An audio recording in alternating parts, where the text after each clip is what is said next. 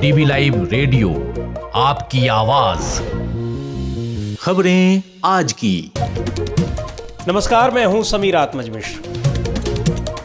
राष्ट्रपति द्रौपदी मुर्मू ने supreme court से पूछे 14 सवाल। ये भी कि क्या सुप्रीम कोर्ट किसी विधेयक की डेडलाइन तय कर सकता है। इसके बाद क्या सुप्रीम कोर्ट और राष्ट्रपति में बढ़ेगा टकराव। Serious discussion in the country after the Supreme Court delivered its judgment in question, and there are two views in the matter. Bihar में राहुल गांधी को छात्रों के कार्यक्रम में जाने से पुलिस ने रोका, हुआ हंगामा। नरेंद्र मोदी जी ने आपके दबाव से डर कर जाति जनगणना हिंदुस्तान में घोषित किया है। फ्रांस के पूर्व राष्ट्रपति निकोलस सार्कोजी को मिली पैरोल, घर में ही थे नजरबंद। होंगी खेल की खबरें और विशेष रिपोर्ट भी, लेकिन पहले हेडलाइंस।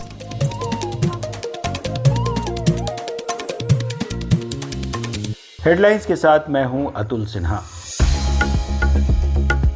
भारत पाकिस्तान संघर्ष विराम में मध्यस्थता के बयान से पलटे ट्रंप। कतर में कहा, मैंने दोनों देशों की समस्या सुलझाने में सिर्फ मदद की।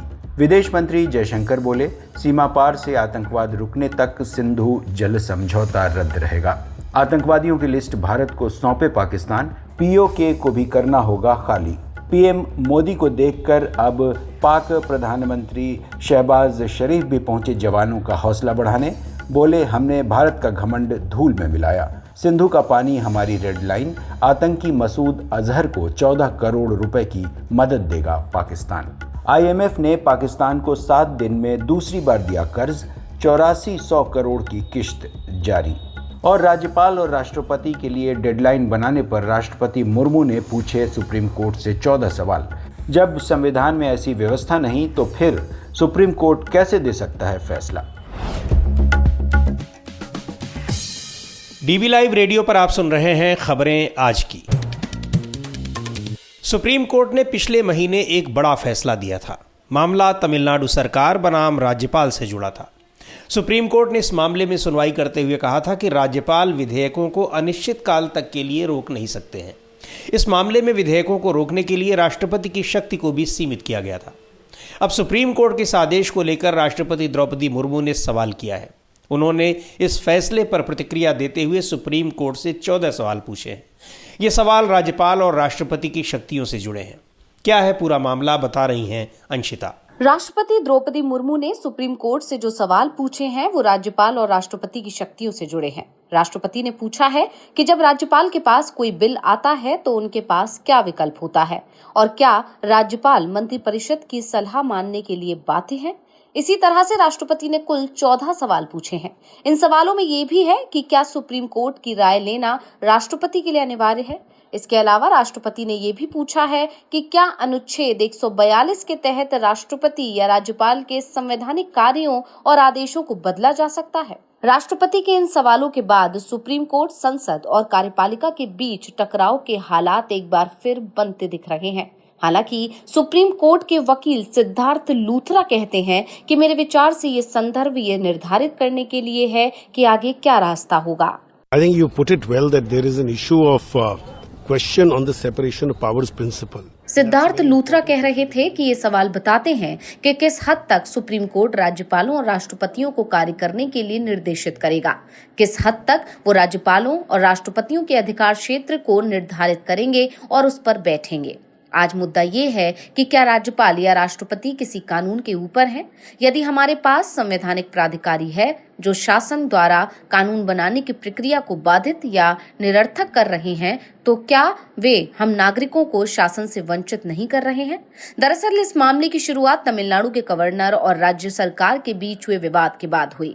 गवर्नर ने राज्य सरकार के बिल रोक दिए थे। सुप्रीम कोर्ट ने 8 अप्रैल को आदेश दिया कि राज्यपाल के पास किसी तरह का वीटो पावर नहीं है। कोर्ट ने कहा कि राज्यपाल की ओर से भेजे गए बिल पर राष्ट्रपति को 3 महीने के अंदर फैसला लेना होगा। अब राष्ट्रपति के सवालों पर तमिलनाडु के मुख्यमंत्री एम.के. स्टालिन ने नाराजगी जाहिर की है और केंद्र सरकार पर आरोप लगाए।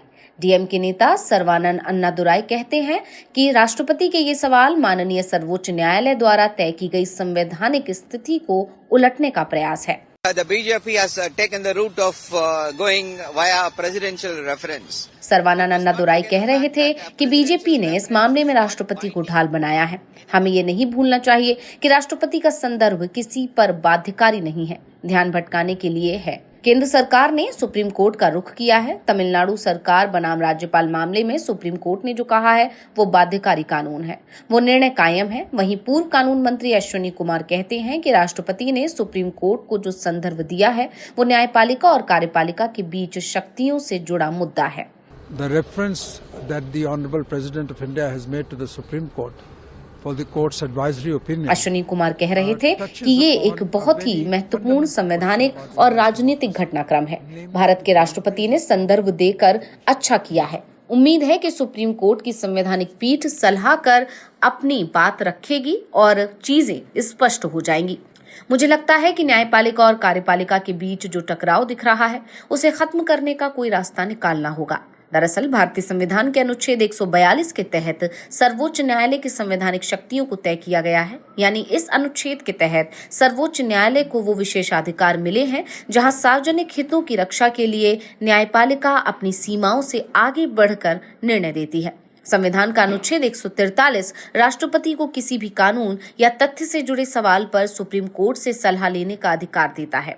यानी इस अनुच्छेद के जरिए केंद्र सरकार सुप्रीम कोर्ट से उसके किसी भी फैसले को और स्पष्ट तरीके से समझ सकती है।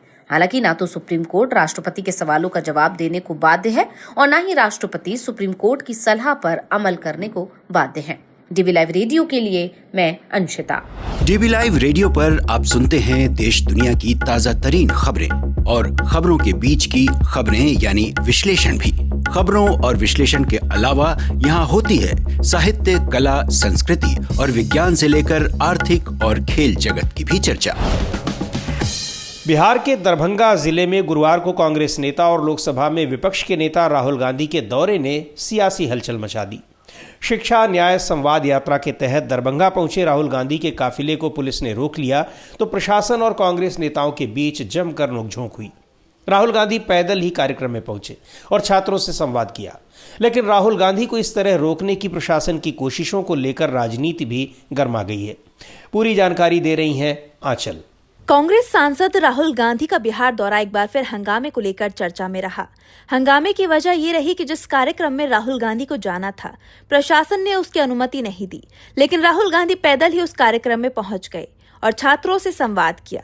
लेकिन इस दौरान प्रशासन के साथ कांग्रेस नेताओं और छात्रों की तीखी नोकझोंक हुई।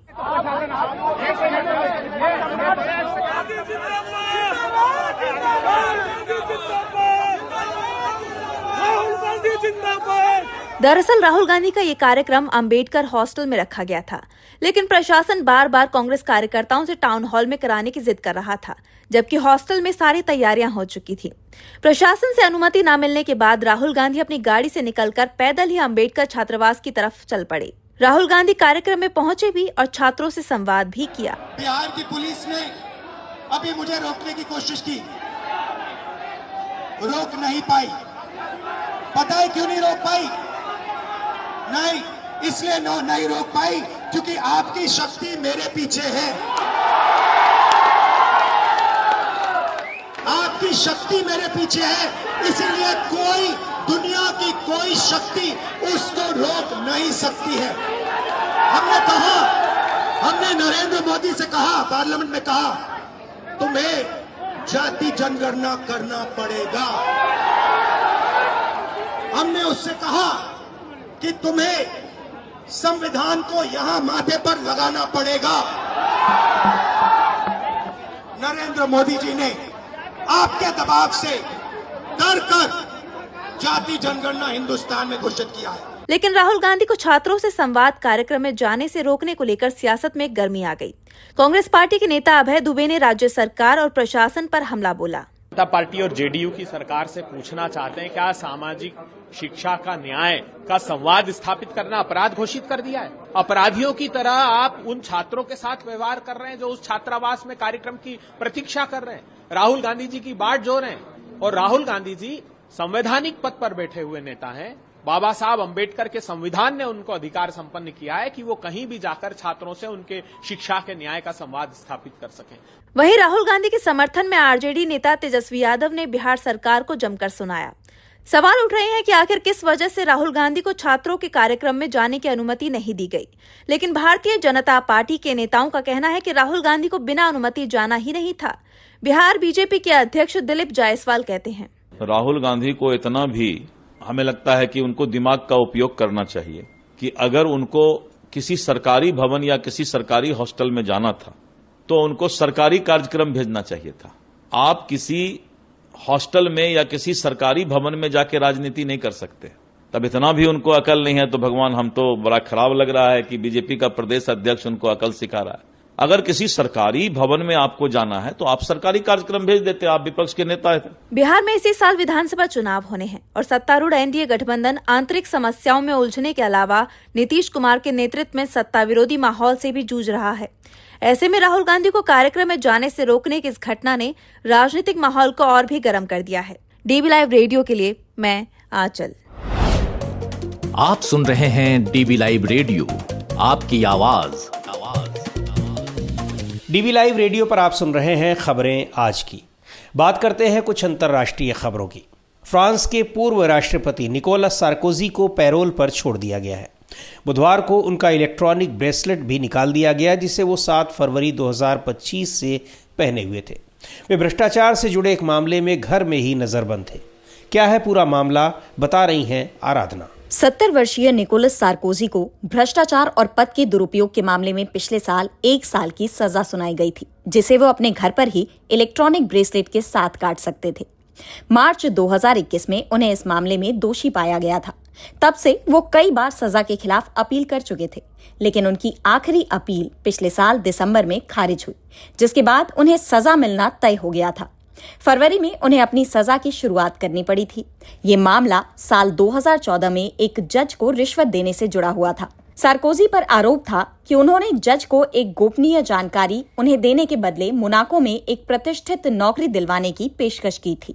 इस मामले में सार्कोजी को 3 साल की सजा सुनाई गई थी, जिसमें से 2 साल निलंबित थे, यानी उन्हें सिर्फ 1 साल की सजा काटनी थी।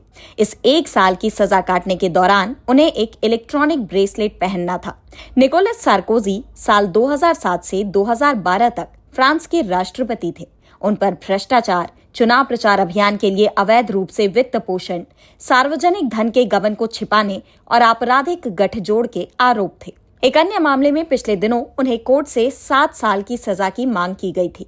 इस मामले में सार्कोजी पर आरोप है कि उन्हें 2007 में लीबिया के पूर्व नेता कर्नल गद्दाफी ने चुनावी फंडिंग दी थी। इस मामले में निकोलस सार्कोजी ने फंडिंग के आरोपों को झूठ बताते हुए खारिज किया। उन्होंने कहा कि ये एक साजिश है जिसे कुछ झूठे और धोखेबाज लोगों ने रचा है। ये मामला अभी विचाराधीन है। डीबी लाइव रेडियो के लिए मैं आराधना। आप सुन रहे हैं डीबी लाइव रेडियो, आपकी आवाज। और अब वक्त हो चला है खेल की खबरों का। खेल की खबरों के साथ हैं यश त्रिवेदी।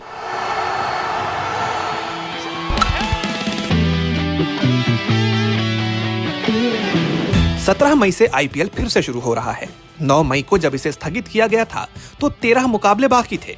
अब बचे हुए मुकाबले फिर से शुरू हो रहे हैं। तो एक सवाल उठ रहा है कि जो विदेशी खिलाड़ी अपने घर वापस लौट चुके हैं, क्या वो वापस लौटेंगे? खास तौर पर ऑस्ट्रेलिया और दक्षिण अफ्रीका के खिलाड़ियों को लेकर ज्यादा सवाल उठ रहे थे, क्योंकि 11 जून से लॉर्ड्स में WTC फाइनल मुकाबला होना है और ये मुकाबला इन्हीं दोनों टीमों के बीच होगा। ऐसे में फाइनल मुकाबले से पहले दोनों ही टीमें अपने खिलाड़ियों को चोट से बचाने और टेस्ट की तैयारी के लिए अपनी टीम के साथ जोड़ने की कोशिश में थी। दूसरी तरफ BCCI चाहता था कि IPL के लिए इन देशों के खिलाड़ी उपलब्ध रहें। क्रिकेट ऑस्ट्रेलिया ने तो अपने खिलाड़ियों पर ही फैसला लेने की जिम्मेदारी डाल दी है, जिसके बाद इन खिलाड़ियों पर BCCI की तरफ से दबाव डाला जा रहा है कि वो IPL के लिए भारत लौटे। और अब BCCI के लिए एक बड़ी राहत की खबर दक्षिण अफ्रीका से आती दिखाई दे रही है। क्रिकेट साउथ अफ्रीका यानी CSA के डायरेक्टर एनोच एनेक्वे ने हाल ही में ऐलान किया था कि उनके खिलाड़ी 26 मई तक IPL छोड़कर राष्ट्रीय ड्यूटी को प्राथमिकता देंगे, क्योंकि सभी खिलाड़ी 30 मई को एक साथ इंग्लैंड रवाना होंगे। लेकिन अब बोर्ड ने रुख बदलते हुए खिलाड़ियों को 3 जून तक IPL में खेलने की छूट दे दी है, बशर्ते उनकी टीमें टूर्नामेंट में बनी रहें। ये बदलाव BCCI के नए शेड्यूल के बाद आया, जिसमें भारत पाकिस्तान तनाव के कारण रुके हुए आईपीएल को 17 मई से फिर से शुरू करने और फाइनल को 25 मई से 3 जून तक खिसकाने का ऐलान हुआ। साउथ अफ्रीका के 8 खिलाड़ी Kagiso Rabada, Lungi Ngidi, Tristan Stubbs, Aiden Markram, Ryan Rickelton, Corbin Bosch, Marco Jansen और वियान मुल्डर आईपीएल में हैं। मुल्डर की टीम प्लेऑफ से बाहर हो चुकी है, इसलिए वो 25 मई को उपलब्ध रहेंगे, लेकिन बाकी खिलाड़ियों की उपलब्धता उनकी टीमों के प्रदर्शन पर निर्भर करती है। इस फैसले से गुजरात, आरसीबी, दिल्ली, लखनऊ, मुंबई और पंजाब जैसी फ्रेंचाइजीज को राहत मिली है जो प्लेऑफ की दौड़ में हैं। लेकिन साउथ अफ्रीका के लिए ये जोखिम भरा हो सकता है। T20 से टेस्ट में ढलने के लिए खिलाड़ियों को कम समय मिलेगा और जिम्बाब्वे के खिलाफ प्रैक्टिस मैच की योजना भी इससे प्रभावित हो सकती है। यश त्रिवेदी, DB लाइव रेडियो। खेल की खबरें सुना रहे थे यश त्रिवेदी। और अब आज की खास रिपोर्ट। युवा क्रांतिकारी सुखदेव भगत सिंह के उन साथियों में से थे जो कदम कदम पर वैचारिक तौर पर भी और गतिविधियों की बदौलत भी उनका पूरा साथ देते थे। लाला लाजपत राय की हत्या का बदला लेने के लिए उन्होंने अपने साथियों के साथ सैंडर्स की हत्या कर दी। 23 साल की उम्र में वो भी भगत सिंह और राजगुरु के साथ फांसी पर चढ़ गए। सुखदेव को उनके जन्मदिन पर याद कर रहे हैं हमारे साथी अतुल सिन्हा। देश के क्रांतिकारी आंदोलन की जब भी बात होती है, भगत सिंह और उनके साथ फांसी पर चढ़े दोनों साथियों की चर्चा जरूर होती है, राजगुरु और सुखदेव। भगत सिंह वैचारिक रूप से जितने समृद्ध थे और जो उनका दर्शन था उससे राजगुरु भी प्रभावित थे और सुखदेव भी। सुखदेव थापर को उनके दोस्त प्यार से विलेजर कहते थे। 15 मई 1907 को पंजाब के लुधियाना में वो पैदा हुए और अपने पिता रामलाल थापर को जन्म से पहले ही खो दिया। ताऊ जी के घर पले बढ़े। लाहौर नेशनल कॉलेज में पढ़ते हुए उनकी मुलाकात हुई भगत सिंह और राजगुरु से। यहीं Sukhdev Thapar Hindustan socialist Republican association और नौजवान भारत सभा के सदस्य बने। उन्होंने पंजाब और उत्तर भारत के अनेक क्षेत्रों में क्रांतिकारी आंदोलनों की भी शुरुआत की। जालियांवाला बाग कांड ने इन नौजवानों के भीतर अंग्रेजों के प्रति विद्रोह की आग को और भड़का दिया और लाला लाजपत राय की शहादत के बाद तो इन नौजवानों और खासकर सुखदेव ने इसका बदला लेने की रणनीति बनाई। 17 दिसंबर 1928 को सुखदेव ने ही भगत सिंह और राजगुरु के साथ मिलकर अंग्रेज पुलिस अधीक्षक JP सैंडर्स की हत्या कर दी। 1929 में सुखदेव ने जेल में कैदियों के साथ अमानवीय व्यवहार को लेकर भूख हड़ताल कर दी और लाहौर षड्यंत्र केस में भी उनका नाम प्रमुखता से लिया जाता रहा। इसमें सुखदेव आरोपी नंबर 1 थे। 8 अप्रैल 1929 को दिल्ली की सेंट्रल असेंबली हॉल में बम विस्फोट के बाद सुखदेव और उनके साथियों को हिरासत में लिया गया और दोषी पाया गया। केस चला और भगत सिंह सुखदेव के साथ 23 मार्च 1931 को उन्हें भी फांसी पर लटका दिया गया। गांधी इरविन समझौते के संदर्भ में सुखदेव ने गांधी जी को एक खुला पत्र लिखा था। गांधी जी ने तब क्रांतिकारी गतिविधियों को नकार दिया था। सुखदेव ने गांधी जी को साफ शब्दों में बताया कि उनका और उनके साथियों का उद्देश्य केवल बड़ी बड़ी बातें करना नहीं, बल्कि सच यह है कि देश हित के लिए क्रांतिकारी किसी भी हद तक जा सकते हैं। ऐसे में गांधी जी यदि जेल में बंद कैदियों की पैरवी नहीं कर सकते तो उन्हें इन क्रांतिकारियों के खिलाफ नकारात्मक माहौल बनाने से भी बचना चाहिए। सुखदेव को जब फांसी दी गई उस वक्त वो महज 23 साल के थे और बेशक उनकी शहादत क्रांतिकारी इतिहास की एक अहम घटना है।